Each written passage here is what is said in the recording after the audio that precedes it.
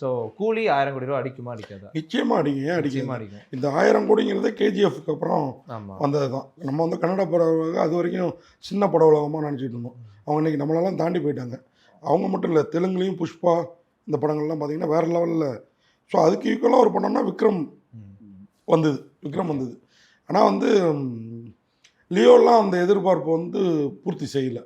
இந்த படம் அடிக்கும் எப்படி நான் சொல்கிறேன்னா, இல்லை யார் யார் இருக்கார், ரஜினி மட்டும் இல்லை, ஹிந்திக்கு ஆமீர் கான் இருக்காரு, தெலுங்குக்கு நாகார்ஜுனா இருக்காரு, கன்னடத்துக்கு உபேந்திரா இருக்கிறாரு, இன்னும் மலையாளத்துக்கு இந்த நம்ம சோபின் ஜாகிரா அவர் பார்த்தீங்கன்னா ஒரு படம் பார்த்தாங்க, அவ்வளோ பிரமாதமாக இருந்தது, மீசைன்னு சொல்லிட்டு ஒரு படம்.